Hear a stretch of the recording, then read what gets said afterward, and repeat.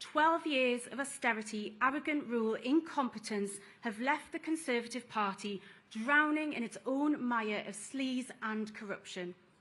The Tories are simply unfit to govern.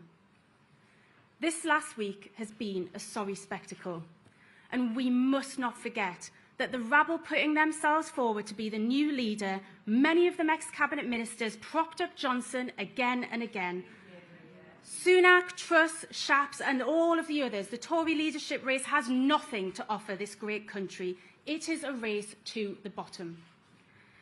Even as it became clear to everyone else that the writing was on the wall, Boris Johnson still clung on in a Trump-like desperation, holding himself up in Downing Street while his government ground to a halt. Under the Tories, our police forces, our councils, our public services have seen some of the worst cuts anywhere in the country. Our wages are lower, our unemployment rate is higher, and over 37% of the kids in this region are growing up in poverty. And as my union Unison says, those on the front line are now on the breadline, and that is something that we cannot tolerate. Here in Gateshead, we've always known that the Tories can't be trusted. That's why there hasn't been a single Tory councillor here in over 30 years, and the same is true over in Newcastle. Here in Gateshead, you just have to look round you to see what Labour in power can do. Here, the Sage Gateshead, Baltic next door, the beautiful Millennium Bridge, which myself and Nick walked Keir across just this morning, are all legacies of the last Labour government and a strong Labour council. And the next phase, an international convention centre just down there, is down to that Labour-led council and a bold vision for economic regeneration. The fact is, regardless of who they choose, the Tories have lost the plot. The cost of living crisis and rising inflation will cause further pain for families as energy bills go up this autumn. People will suffer at the hands of their negligence, and God forbid people will die. We need a general election. This region needs a general election, and we need a Labour government now. Which brings me on to Keir Starmer. A leader in direct contrast with everything that we are seeing from this government. A leader with honesty and integrity. A leader who has built around him a cabinet with the skill and the vision to govern. A leader who gets it. I first met Keir when he came to speak at a dinner hosted by Nick Brown at the Biscuit Factory in 2018. And even back then, when there wasn't a vacancy, it was clear to me that he could lead this party united and bring us back to government. Since Keir's been leader, I think it's fair to say that he hasn't had an easy ride. But he's got on with the job, and May's local election results and the recent outstanding result in Wakefield show that it is working.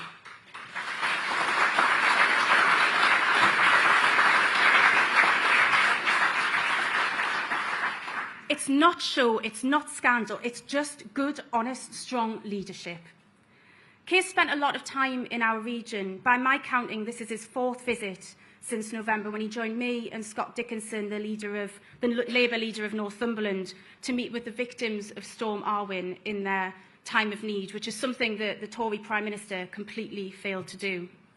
Keir listened intently as they told their stories, and he shared a vision of something better. He actually could have had a 5th visit to see Newcastle beat Arsenal, but unfortunately he was unavailable. For all of this, I want to thank Keir. Under Keir Starmer's leadership, our party is committed to reversing the impact of this hopeless Tory government, to making big decisions that bring relief for hard-up families, to alleviating poverty, keeping us safe, helping us grow and giving the kids growing up here something to believe in and opportunity. So I will repeat that call for a general election. We need to win back Blyth and Bishop Auckland and Sedgefield and North West Durham and the rest.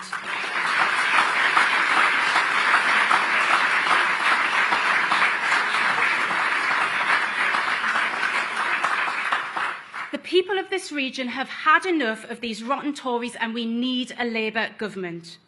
And so, I could not be prouder to have the honour to introduce the man that will lead us into that next general election, someone that will bring integrity and compassion back to number 10 Downing Street, our next Labour Prime Minister, Keir Starmer.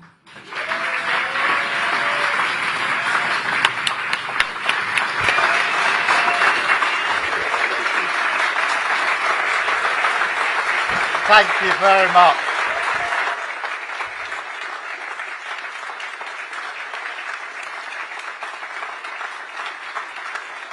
Thank you.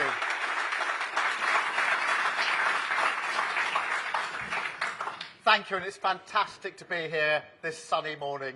And Kim is absolutely right.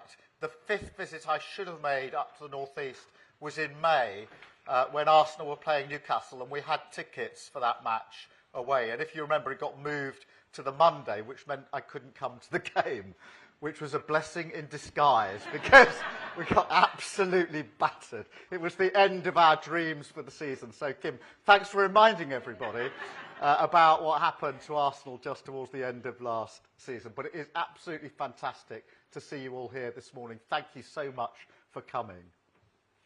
3 days ago, as you may have seen, my focus was on the immediate past, on the importance of leading with truth and integrity, on the difficult times our country faced in lockdown, and on the fact that those who make the rules shouldn't break the rules.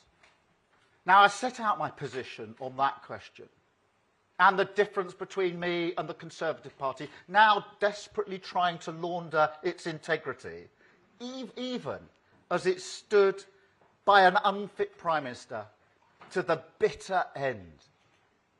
Today, I want to put my focus where it ought to be, where it will be every day between now and the next general election, on the future, on the sort of nation that Britain can be, and the sort of nation Labour wants it to be.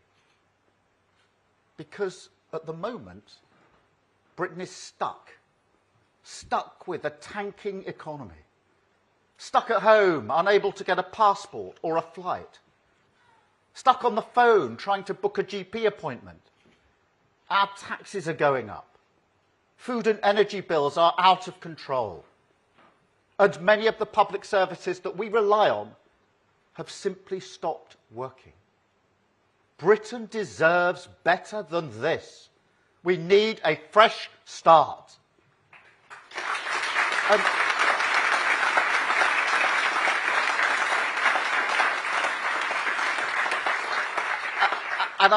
I know you'd expect me to say this, but we're not going to get that from a Conservative Party infected with the chaos virus caught from Boris Johnson.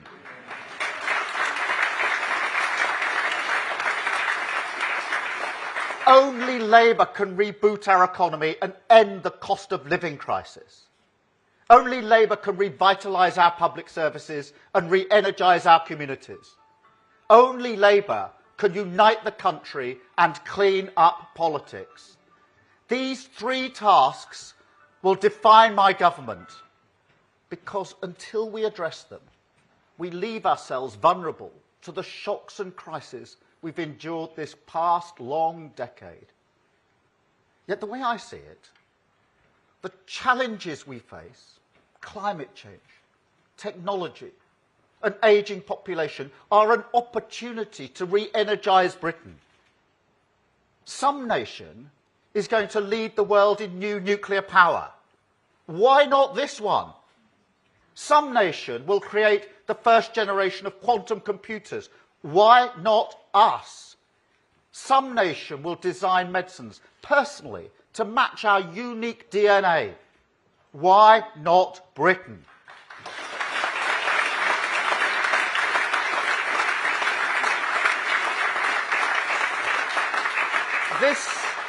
This determination to move Britain forward is what drives me. Britain should be a confident and prosperous nation. But at the moment, it's full of people worried about the next bill coming through the letterbox. Take Zoe from Sunderland, just down the road. Like many people, Zoe's gas and electricity bills have doubled. She says, I'm struggling to get by. I haven't managed a full shop for food in over a month. The cost of living is scaring me, and the future looks terrifying. Now, I've been up and down the country a lot recently. It's one of the good things about this job. And let me tell you, I've heard a version of Zoe's words from almost everyone I've met. Her words reflect the reality facing millions of working people in Britain right now. People like my family. I didn't come from a privileged background. My life, my start in life, was completely ordinary. Dad was a toolmaker. Mum was a nurse. Our house was a pebbled dash semi, and we had a Ford Cortina. Now, this was the 1970s. But I owe everything, all my values, to my upbringing, my work ethic and dedication to public service.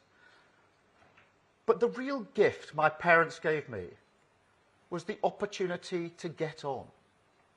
And that's why I came into politics.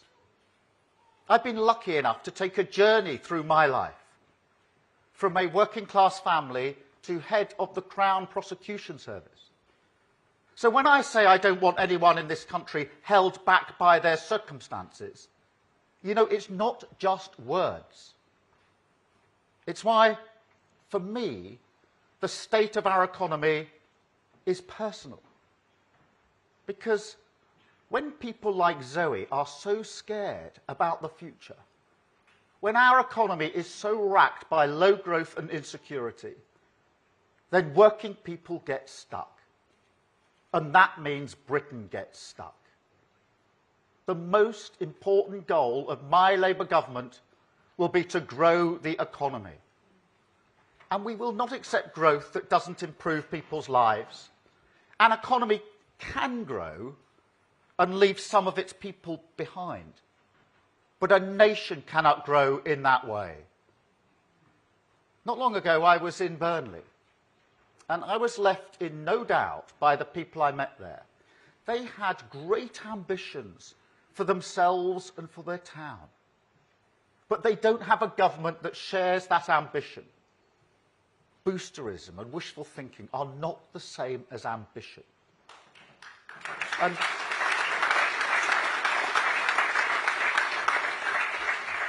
And if you don't have a plan to make your hopes real, all you're selling is an illusion.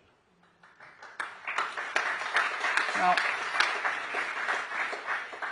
the other thing my background gives me is impatience. If you're born without privilege, you don't have time for messing around. You don't walk around problems without fixing them, or surrender to the instincts of organisations that look to preserve themselves rather than modernise. So, believe it or not, I'm not that interested in the political game, the daily saga of who's up and who's down in Westminster. No, not even this week or last. I'm impatient to get things done. I can see what's wrong with Britain, and I want to fix it. It's what I've done with our own party. When I took this job on in April 2020, I knew we had a big task before us. We had to change our party and prepare for power all in one go.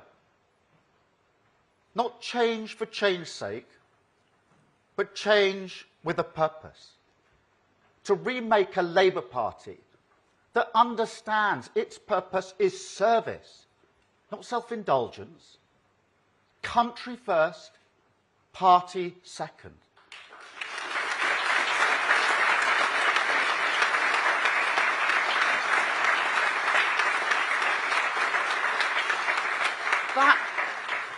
That's why we had to root out the anti-Semitism which had infected our party. That's why we had to show our support for NATO is non-negotiable. Show that we want business to thrive and to prosper, and shed policies that won't work. The Labour Party was stuck. Stuck in opposition. Stuck licking its wounds after 4 painful defeats. Of course, we still have more to do. But now Labour is moving forward again. And this is what I will do for Britain. And I will do it with a plan to tackle the three biggest issues that we face: rebooting our economy and ending the cost of living crisis, revitalising our public services and re-energising our communities, and uniting the country and cleaning up politics.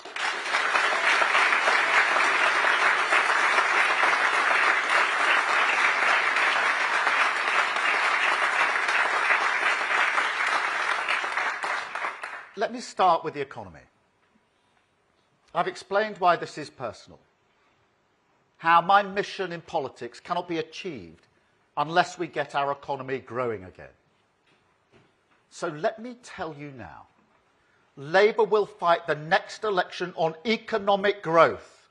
The first line of the first page of our offer will be about wealth creation.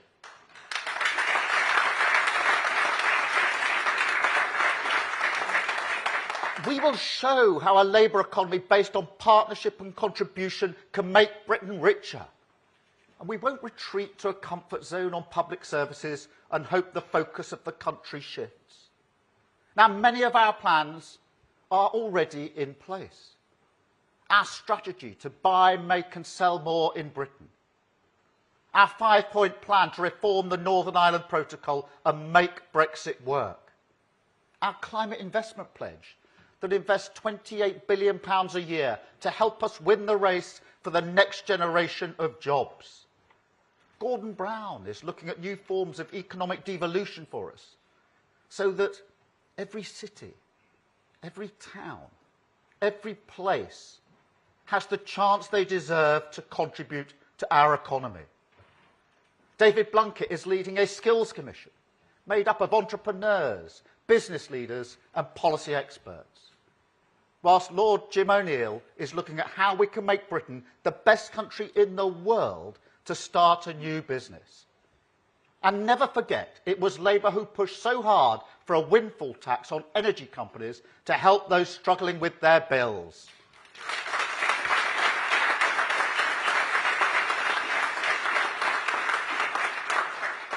In the weeks ahead, I'll say more about how an economy based on partnership and contribution works, and how it can grow us out of the cost of living crisis.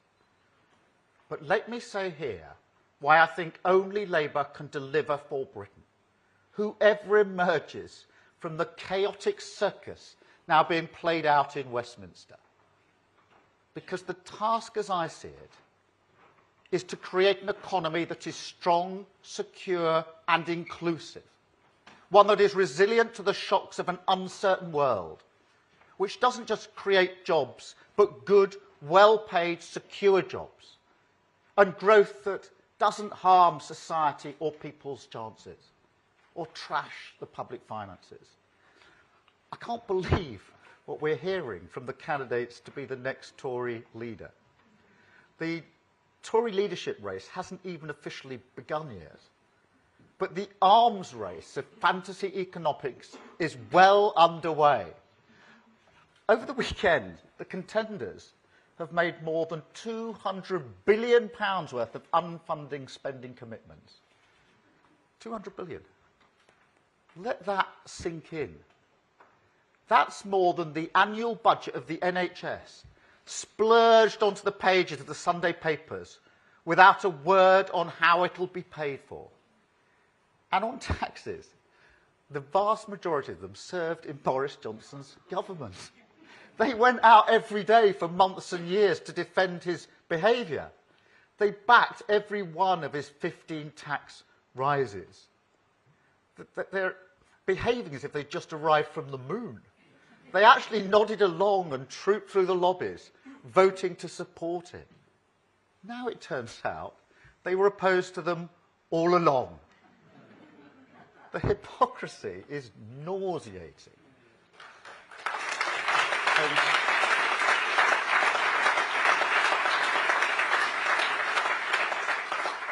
And when I say decency and honesty matter, that includes being honest about how we fund every single thing we promise.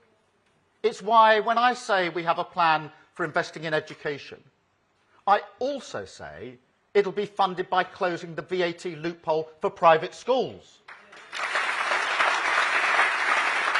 Or when I say we need to sort out mental health treatment in this country, I also tell you that we'll do it by closing tax loopholes used by private equity.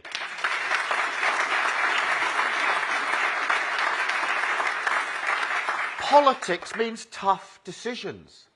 It means being frank with the public. It doesn't mean tossing out tens of billions of unfunded spending commitments just to play to the gallery of Tory MPs and members. But it also means being frank with your own party. I don't believe you can achieve a strong economy with just a tired formula of deregulation and tax cuts. But nor do I believe you can achieve it if all you have is redistribution and public sector investment. Most of all, I don't think you can achieve it with the false choice running through the government's levelling up agenda of north versus south, city versus town. That's not partnership. We need every community to make a contribution to growing national prosperity. We can't have people like Zoe stuck. That is what the Conservative Party doesn't understand about the modern economy. They don't believe in partnership. They don't believe you need state and market, business and worker, the everyday economy and the technological frontier, all working together for a strong, secure and inclusive economy.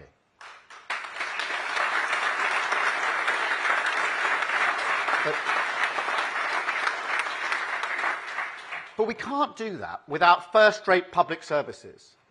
And that's the second big challenge where only Labour is the answer. Every Labour government inherits the same task from the Tories to revitalise neglected public services. It will fall to us to do the same again. And we will. We will.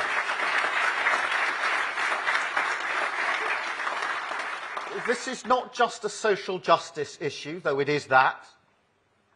It speaks directly to the type of economy we want to build. We saw that in the pandemic. Close public services like childcare, schools, GP surgeries, and look at the impact on productivity. When we pushed forward with our plans to make sure everyone can access mental health treatment within 1 month, when we recruit 8,500 mental health professionals, fully funded by closing a tax loophole on private equity, this is an investment in the economic strength of the country as well as the health and well-being of our communities. Or, to take another example, hundreds of thousands of people over 50 have left the labour market since the pandemic. 1 million more people are out of work on benefits, the biggest drop in the employment rate of the major G7 economies. And as Jonathan Ashworth is setting out today, we will reform employment support to help people get back into work. But reforming public services can't just be a question of investment. We also need to think imaginatively about how technology is expanding the range of what's it possible to do, about how we can put people in control of more personalised and responsive services. This means we have to think differently about the purpose of each of our public services. In health, it means finally making good on the promise to prevent illness, not just cure it when it happens. In education, it means not just imparting knowledge, but developing the creativity, the resilience, the curiosity, the problem-solving abilities of every young person. In social care, it means giving people a better quality of life and paying for it in a way that is genuinely fair. And in tackling crime, it means developing neighbourhood crime hubs that can prevent crime and build community cohesion rather than reacting when things go wrong. Now, each of these would mean big strategic changes to the way our public services work and allow more people to fulfil their ambitions free from illness or insecurity. And that leads me to the third defining task of my government: re-energising communities, uniting the country, and cleaning up our politics.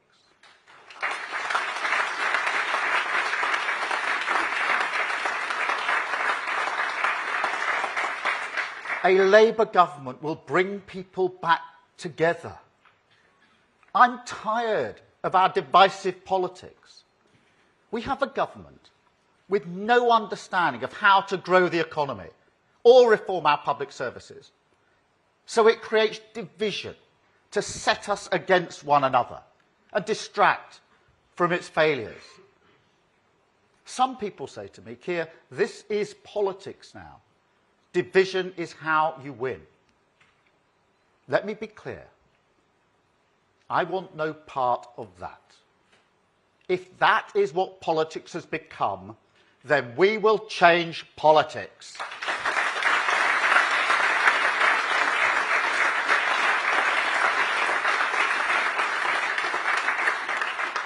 We've already set out our plans to clean up Westminster. Under Labour, there won't be any MPs lobbying for their friends. But a Labour Britain will be one where we celebrate who we are. One that embraces both our differences and what we have in common. There will always be issues that divide us, points of disagreement. There's nothing wrong with that. That's democracy. But even in a robust democracy, it's vital we settle those disputes in a civilised way, that we play by the rules. That's the reason I took the action I did when faced with those allegations in Durham.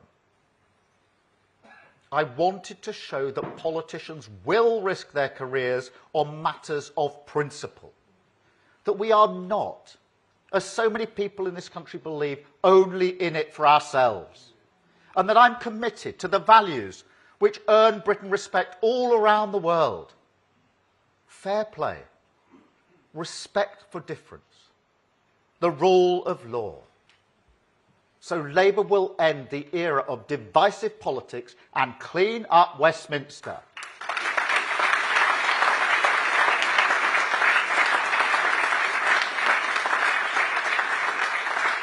And we will show we are the self-confident, forward-looking, optimistic, united kingdom I know that we can be. Now,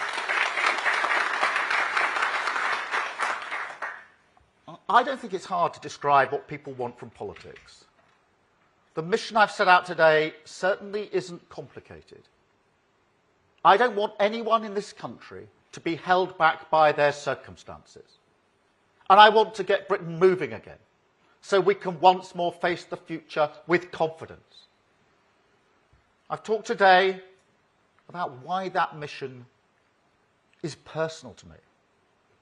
And I've talked previously about the moment I knew I needed to leave law and go into politics, about the daily injustices that I saw as Director of Public Prosecutions. Important examples are etched on my mind. For example, when we failed to deliver justice for Jane, the daughter of John and Penny Clough. Over the last few weeks, I've thought about that a lot. Thought about the nature of rules and how you change them. But what I thought back then is what I still think now. There is no substitute for politics when it comes to tackling injustice and changing this country. And change is what my Labour Party will offer at the next general election.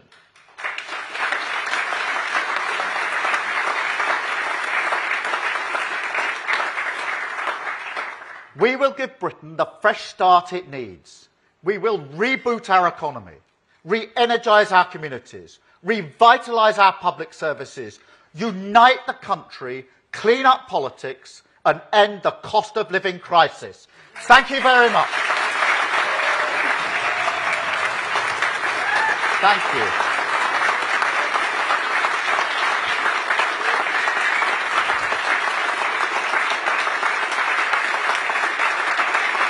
Thank you.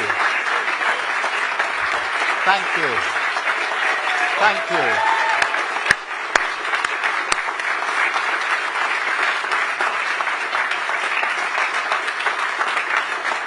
Thank you very much.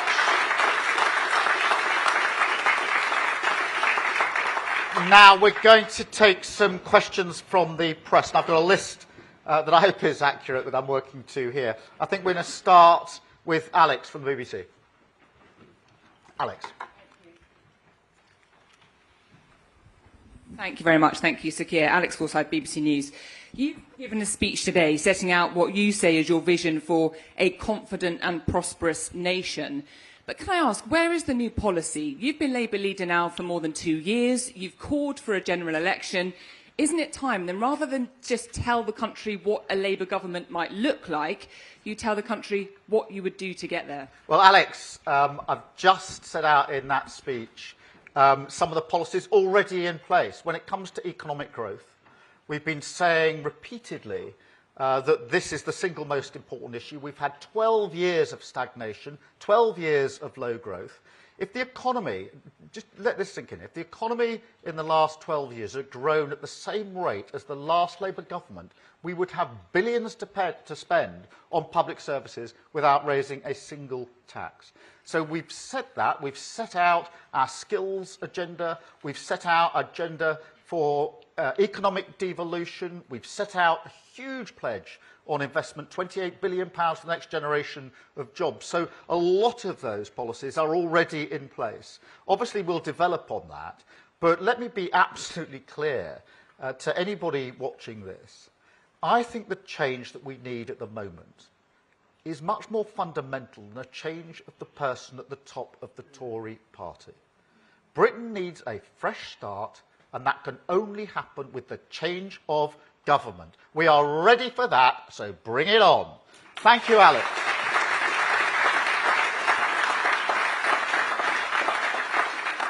Chris.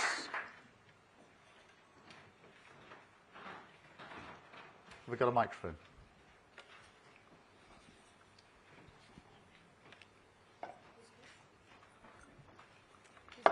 I've got Chris from ITV. No? Yes, by all means. Why not? Liz Bates from Sky News. So the first question is, first of all, you've taken quite a principled and consistent stance on the issue of fixed penalty notices. You said if you got one, you would stand down. You said the Prime Minister should stand down when he got one. Should Rishi Sunak, on that basis, be barred from the Conservative leadership race? The second question is, and this is a criticism... I didn't know we were doing twos, but we are. You take an ITV it's slot, a short and one. Now you take... Maybe you can do one for them as well. It's a really short one. It's on behalf of ITV. That's right. Second question, and this is a criticism that's been levelled at you from voters, but also members of your shadow cabinet. Are you too boring to be the next Prime Minister? Well, let me take that one. The only thing that's boring is opposition. That's what's boring.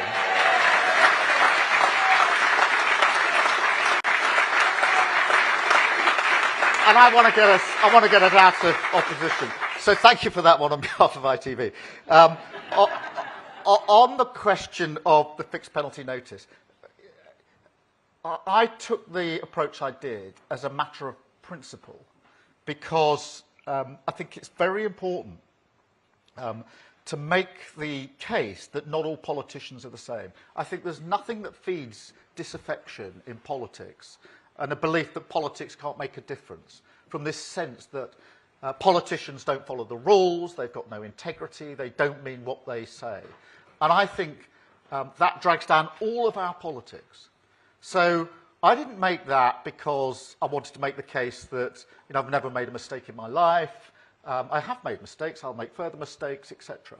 But what's important to me is integrity and honesty in politics. And I want it to be clear that all politicians are not the same. And therefore, I put everything on that decision. I've been lucky with my career. I've worked as a lawyer. I've worked in Northern Ireland on part of the peace process. I was the Director of Public Prosecutions. I'm now leader of the Labour Party. I put all of that on the line for that principle. That's how important it is to me that people have the belief that politics can be a force for good and that we can do amazing things if politicians mean what they say and say what they mean. That's also why I called for the Prime Minister to step down when he was fine and called for Rishi Sunak to step down when he was fine, because this principle is bigger than any of the rest of us. If people don't believe in politics as a force for good, we lose something very, very important to this country. And look what we've done when we have had governments that believe what they say and say what they believe. We had the NHS created by a Labour government. We had the Equal Pay Act passed by a Labour government. And we had people brought together in Northern Ireland under the Good Friday Agreement, an incredible achievement. And those principles, that framework is very, very important to me, which is why I put everything on the line in relation to the allegations in Durham. Thank you, Liz. Let's see if we can... I've got Tom from PA. Have we got Tom? Tom, sorry, you're right back there. Can you probably need a mic, because I may not hear you quite as well as I might otherwise. Hi. By removing Boris Johnson, have the Tories made your job winning the next general election more difficult or easier? Look, I'm glad to see the back of him. I don't think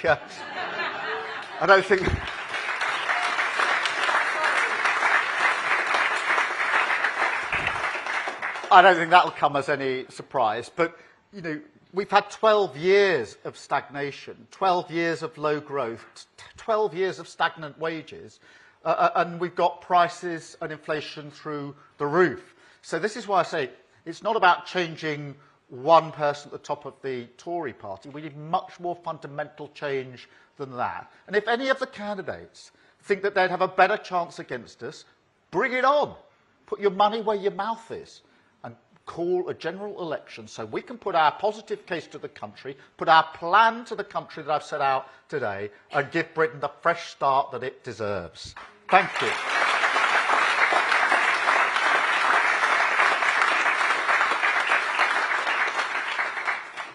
Jeremy from the Mirror.